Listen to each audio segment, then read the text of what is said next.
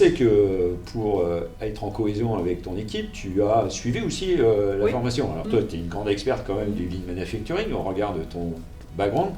Et comment, toi, tu as vécu le fait de le suivre? Comment tu as apprécié ce type, le programme qui est proposé par Happy-Hop, formation? Je l'ai fait justement pour pouvoir être capable de... Alors, mon objectif à moi, c'était de le suivre pour savoir ce qu'on leur expliquait et savoir, moi, du coup, comment je devais aborder le même vocabulaire, en fait, me réaligner avec mes précédentes expériences, mes connaissances sur le sujet, pour bien matcher et reprendre le sujet. Parce qu'aujourd'hui, c'est moi le Kaizen Manager de la manufacture. Donc, je l'ai fait dans cet objectif-là, ce qui me permet de te répondre aujourd'hui. Moi, j'ai trouvé ça assez dense. En effet, comme je l'ai suivi, en fait, je souffrais d'avance pour mes animateurs en me disant « Ouh là là, il va y avoir du sang et de la sueur » parce qu'en effet, il y a du vocabulaire anglais, il y a du vocabulaire japonais, il y a des termes qu'ils n'ont jamais entendus. Enfin, c'était rien que la langue qui est dedans. Rien que pour ça, il faut comprendre le principe, absorber le mot. Donc la densité était très importante. Pour des gens d'une maturité, il y avait des niveaux de maturité, mais vraiment zéro. Donc là, c'était très dense. C'était pour ça très dense. Et dans le timing et dans le contenu. Donc la vitesse, le contenu, la densité étaient importantes. Après, la qualité, pour en avoir vu d'autres, y compris dans des très très grosses structures, j'ai trouvé ça d'un bon niveau, très intéressant. J'ai même été surprise d'entendre, c'était de la part de la coach en fait, puisqu'il y a la partie module à suivre en e-learning, plus des séances de coaching qu'on avait en petit groupe une fois par semaine. Et j'étais assez surprise, donc moi j'intervenais pas en fait, je l'ai suivi mais je me mettais en retrait, j'étais toujours en off. Et donc elle les a coachés, j'ai souvenir entre autres sur la résolution de problèmes, d'un petit truc, parce qu'il y a des trucs qui sont la spécificité pour moi de gens qui ont déjà fait de façon assez soutenue de la résolution de problèmes sur le 5 pourquoi. Le petit truc pour être sûr que tu as fait un bon 5 pourquoi, tu le reprends dans l'autre sens. Si j'ai ça, alors est-ce que je génère bien la cause que j'ai identifiée?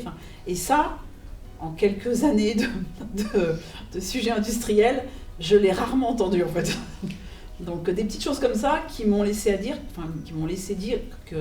penser en tout cas que c'était assez, en tout cas c'était mis en place et tutorisé par des personnes qui avaient vécu les outils. Et ça, c'est très différent en fait. Alors, en tant que directrice industrielle, est-ce que toi, tu conseillerais un directeur industriel, une directrice industrielle,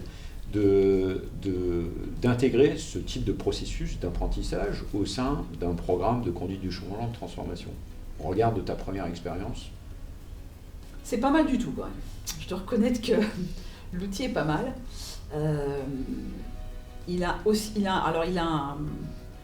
Faut bien l'utiliser en fonction du niveau de maturité de là où on veut faire. Ça fait plusieurs fois que je le dis, mais ça c'est le plus important. Donc du coup, ça c'est difficile d'y répondre là parce que ça dépend du contexte où ils en sont. Bien sûr, font un relayage, mais selon la taille de l'entreprise, l'intérêt majeur, c'est que nous typiquement, on n'aurait pas pu se payer ce type de module, quoi. Et il y a un reste. L'autre chose très intéressante, c'est qu'il nous reste des choses. Donc moi, je suis arrivée avec toute une bible d'outils que j'ai déjà utilisés ailleurs, mais malgré tout, on a des choses concrètes. Je pense, un autre exemple, je parlais tout à l'heure du DMAIC, mais 5S.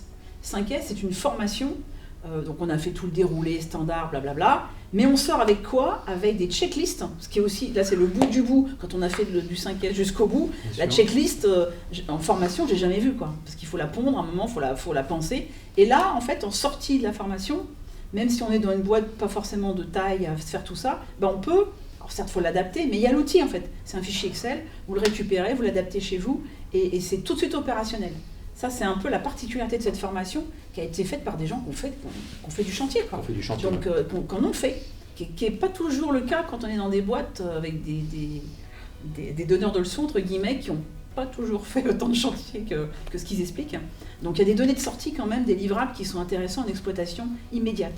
Sur les flux, sur la VSM, il y a beaucoup de choses quand même. D'accord. Donc, on sent le côté un peu pragmatique de la formation. Très opérationnel. Très bien. Très opérationnel. Alors ça n'empêche pas que ça doit être accompagné, c'est pas exploitable par une entreprise qui n'a pas de support interne après pour le relayer. Mais c'est un bon basique, c'est une bonne brique. Une bonne brique pour conduire solide. Une transformation solide. Ouais. on est dans un projet Ergo Plus qui est intégré dans un projet de transfo. Il y a eu cette première étape en e-learning, en formation en lean manufacturing. Quelles sont maintenant tes étapes futures Alors le projet Ergo, c'est en effet un projet parmi une dizaine de projets majeurs qui s'inscrivent, eux, dans le plan de transformation de notre manufacture, en particulier, qui lui-même s'inscrit dans le plan de transformation de notre marque, de l'entreprise. Donc tout ça, c'est un jeu de cubes. Donc cet outil-là, il s'inscrit dans un autre chantier totalement complémentaire à Ergo.